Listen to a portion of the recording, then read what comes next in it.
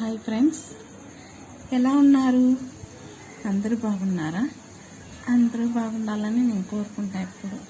ఎందుకంటే ఎవరినైనా మనసుతో ప్రేమించాలంటారు, మనసుతో పలకరించాలంటారు. కానీ పై పేదం పైన బాగుండవని పలకరించకూడదు కదా. ఈ వీడియో దేనికి సంబంధించిందంటే పిల్లల పెళ్ళిళ్ళ కోసం కొంతమంది పడే తిప్పలు దానిపైన వీడియో చేస్తున్నా. ఈ మధ్యలో జరిగిన కథ ఏం కథ అంటే, ఇక్కడ మేము వేరే దగ్గర ఉన్నాం ఊటుకుంటూ. ఇక్కడ ఆమెను చాలా నమ్మేది, అందరూ నమ్ముతారు. ఆమె మాట, ఆమె తీరు, ఆమె కరెక్ట్ మనిషి, ఆమె చాలా పర్ఫెక్ట్గా ఉంటుంది, అందరూ అలాగే అంటా అన్నారు. నేను అక్క అక్క అక్క అక్క అని అంత చుట్టూ జపం చేసేదాన్ని.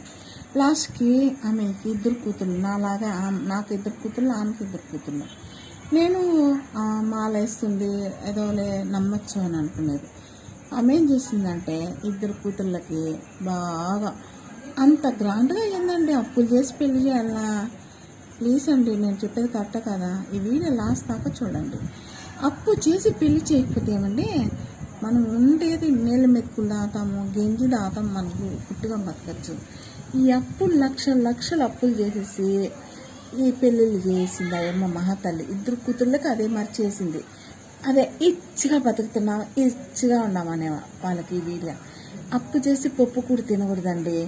ఉన్న దాంట్లో బతకాలి, ఉన్న దాంట్లోనే సర్దుకొని పోతేనే నువ్వు హ్యాపీగా ఉండగలుగుతావు. ఈ అప్పులు చేసుకొని ఏం హ్యాపీగా ఉంటావు? హ్యాపీగా ఉండలేవు కదా. కాబట్టి దయచేసి ఈ వీడియో 10 మంది షేర్ చేయండి, ఈ వీడియో ఫార్వర్డ్ చేయండి. ఎందుకు చెప్తున్నా అంటే తెలియాలి. అప్పు చేసి పెళ్లి చేస్తే నీ కూతురు, నీ కొడుకో ఎవరు తీర్చరు. నీ ముడ్డి నువ్వు కడుక్కోవాలి, నీది నువ్వు గోక్కోవాలి అన్నట్టుగా నువ్వు అప్పు చేసినావు, పెళ్లి చేసినావు, నీ బాధ్యత అనేసుకుంటారు. ఒకటి అప్పు చేసేసింది, 2 కూతుర్లకు పెళ్లి చేసింది. ఇన్ని ఏళ్ళుగా ఈ ఊర్లో ఉండి నీకు నమ్మకం సంపాదించినావు, ఆ నమ్మకం ఇంకొక ఊర్లో వస్తుందా? ప్లీజ్ అండి, నేను అడిగేది కరెక్టే కదా. ఆ ఊర్లో నువ్వు ఇంకేరే ఊరు వెళ్ళిపోయి నువ్వు బతకగలుగుతున్నావా? ఎన్నాళ్ళు బతుకుతావు? పుట్టిన ఊరు వదిలి ఎక్కడ పోయినా మనం మనశ్శాంతిగా బతకలేము, అది గుర్తించుకోండి ఫస్ట్. ఏమైతే ఆ రాత్రి వాళ్ళ మొగుడు పిల్లం 2 పరారైపోయినారు ఊరు వదిలే. ఇప్పుడు ఎంతమంది అప్పులు ఇచ్చినారు? లక్షలు. ఒకరు అయితే 4 లక్షలు, ఒకరు 3 లక్షలు, ఒకరు 2 లక్షలు, ఒకరు చాలా దగ్గర 2 కోట్ల దగ్గర ఎత్తుకొని వెళ్ళిపోయింది. కూతుళ్ళకి ఏమో ఒక రేంజ్లో పెళ్లి చేసింది. మేము బలిసిన వాళ్ళం అనుకున్నాం పెళ్ళికి పోయినప్పుడు. అమ్మ ఇంత బలిసిన వాళ్ళ, అయ్యో బాబాయ్ మనం బీదగాళ్ళు అనుకునేది.